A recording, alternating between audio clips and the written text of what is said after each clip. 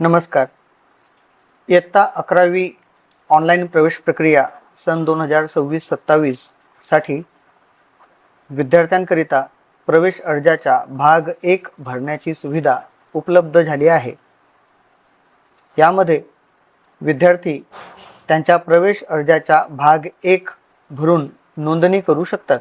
प्रवेश अर्जाचा भाग 2 भरण्याची सुविधा राज्य मंडळाच्या निकाल म्हणजेच बोर्डाचा निकाल जाहीर झाल्यानंतर उपलब्ध करून देण्यात येईल. बोर्डाच्या अधिकृत वेबसाईटवर जाऊन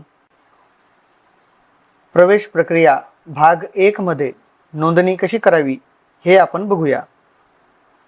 सर्वात आधी FYJCadmissions.in या साईटवर आपण क्लिक करून साईट ओपन करायची आहे. यानंतर सर्वात आधी तुम्हाला स्टुडंट रजिस्ट्रेशन असा एक पर्याय दिसेल. तुम्ही मोबाईल किंवा लॅपटॉप किंवा पीसीवर सुद्धा ही नोंदणी करू शकतात. स्टुडंट्स रजिस्ट्रेशनवर आपण क्लिक करूया. आता विद्यार्थ्याच्या इयत्ता 10वीच्या संबंधित या ठिकाणी काही प्रश्न आहेत.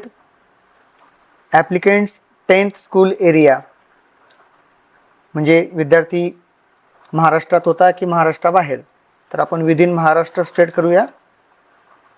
ॲप्लिकंट स्टेटस म्हणजे फ्रेशर आहे की रिपीटर, आपण फ्रेशर आहात, फ्रेशरवर क्लिक करायचे आहे. 10th स्टँडर्ड और equivalent examination board SSC board आपण सिलेक्ट करायचा आहे. यानंतर सीट नंबर आपल्याला या ठिकाणी टाईप करायचा आहे. आपला इयत्ता 10वीचा जो सीट नंबर असेल तो आपण या ठिकाणी टाईप करूया आणि व्हेरीफाय नंबरवर क्लिक करायचे आहे. व्हेरीफाय नंबरवर क्लिक केल्यानंतर येस करेक्ट असं म्हणायचं आहे आणि आपला सीट नंबर आणि आईचं नाव टाकल्यानंतर आपल्याला या ठिकाणी व्हेरीफाय फॉर SSC डिटेल्स म्हणजे विद्यार्थ्याचे नाव, आईचं नाव हे आपल्याला या ठिकाणी डिस्प्ले होईल आणि ते जर करेक्ट असेल तर यस करेक्टवर क्लिक करा.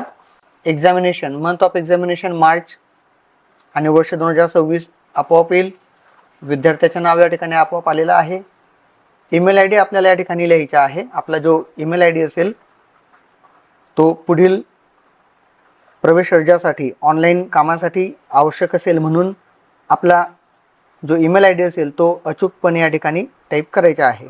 त्यानंतर आपला मोबाईल नंबर टाईप करायचा आहे. सिक्युरिटी क्वेश्चनमध्ये एक कोणताही प्रश्न आपण निवडा. मी या ठिकाणी घेतलेला आहे what is the name of your grandfather. आपल्या आजोबाचं नाव या ठिकाणी निवडा आणि या ठिकाणी टाईप करा. आपण जो पासवर्ड या ठिकाणी क्रिएट केला तोच कन्फर्म करायचा आहे आणि शेवटी या ठिकाणी दिलेले कॅप्चा जे आहे ते आपल्याला टाईप करायचे आहे आणि रजिस्टरवर क्लिक करूया. आणि अशा पद्धतीने आपली भाग 1 मध्ये जी काही नोंदणी होती ती या ठिकाणी पूर्ण झालेली आहे. ही आपली असेल नोंदणीसाठी आवश्यक गोष्ट. तर अशा पद्धतीने आपण आपल्या विद्यार्थ्याची, आपल्या पाल्याची किंवा आपले स्वतःचे भाग 1 मध्ये नोंदणी करू शकतात. ही अतिशय महत्त्वाची गोष्ट आहे. ते आपण त्वरित काळजीपूर्वक करून घ्यावे. धन्यवाद.